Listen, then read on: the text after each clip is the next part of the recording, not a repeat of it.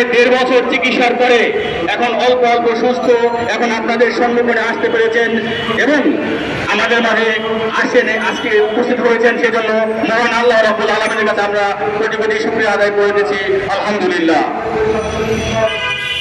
প্রিয় সাংবাদিক ভাইরা, আজকে এই মানববন্ধন করার উদ্দেশ্য একটাই।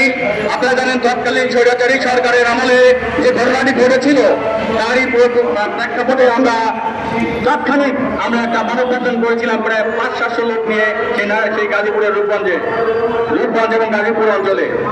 তখন আমাদের সেই স্বৈরাচারী সরকার তখন আমাদের এই মানববন্ধনকে কিংবা আমাদের এই কার্যক্রমকে সাড়া না দিয়ে তিনি প্রশাসনের কথায় প্রশাসনকে টাকা খাওয়িয়ে ওই শীর্ষ সন্ত্রাসী গ্যাংদল তারা তাদেরকে কিনে নিয়েছিল। এখনো তারা কাজ করছে। আফসোস, সেই জুলাই বিপ্লবের পরে নতুন করে দেশ স্বাধীন হয়েছে, সেই স্বাধীন দেশেও এখনো স্বৈরাচারী দোষরা ঘুরে বেড়াচ্ছে।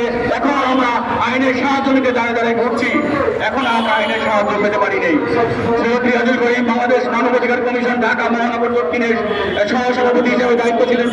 সেই সুবাদে আমরা বাংলাদেশ মানবাধিকার কমিশন এই নিকটজনক ঘটনাকে তীব্র নিন্দা জানাচ্ছি এবং আপনাদের মাধ্যমে বর্তমান সরকারের প্রধান উপদেষ্টা সহ স্বরাষ্ট্র উপদেষ্টা, আইন উপদেষ্টা সহ সকলের মাধ্যমে সকলকে জানাতে চাচ্ছি, ওই সময় যারা এই শীর্ষ সন্ত্রাসীর মামলায় রিয়াজুল করিমকে মারার চেষ্টায় যারা করেছেন তারা কিভাবে এখনো ঘুরে বেড়ায়, তাদেরকে যদি এখনো ঈসা ভাইয়ের সাথে আমি একতা প্রকাশ করে বলছি, আগামী 72 ঘন্টার মধ্যে তাদেরকে যদি আইনের আওতায় না আনা হয় আমরা পরবর্তীতে বৃহত্তর কার্যক্রম আমরা পরিচালনা করব।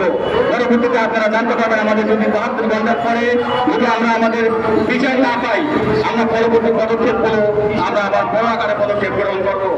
আপনাদের মাধ্যমে আমি স্বরাষ্ট্র উপদেষ্টা সহ আইন উপদেষ্টা সকলের কাছে আমাদের দাবিটি পৌঁছানোর জন্য বিনীত অনুরোধ করছি, যেন আমরা সেই রিয়াজুল করিমের জীবনের ক্ষতিপূরণ, মানুষের ক্ষতিপূরণ তো টাকার বিনিময় হয় না, কিন্তু একটাই কষ্ট, একটাই দুঃখ, যারা আজকে মেরেছে, যে লুলা করে দিয়েছে, যে হাঁটতে পারতেছে না, তার পরিবারের কি অবস্থা ছিল দেখেন এই 2টা বছর সে কিভাবে পরিবার নিয়ে চালিয়েছে এবং কোটি কোটি টাকা তখন নিয়েও সেই তখনকার প্রশাসন কোনো কাজ করেনি।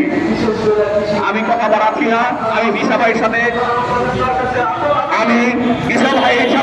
এবং সমস্ত মানবাধিকার সংগঠনগুলো যারা আছেন তাদেরকে সকলের সাথে যদি আমাদের কোনো মানবাধিকার কর্মীদেরকে যে সংগঠনই করুক না কেন, যারা সামাজিক কাজ করে, যারা মানুষের জন্য কাজ করে, মানুষের কল্যাণের জন্য কাজ করে, সমাজের জন্য কাজ করে, তারা যখনই তারা অন্যায় শিকার হবে আমরা মানবাধিকার সংগঠনগুলো তাদের পাশে সবসময় দাঁড়াবো, এই আশা ব্যক্ত করছি।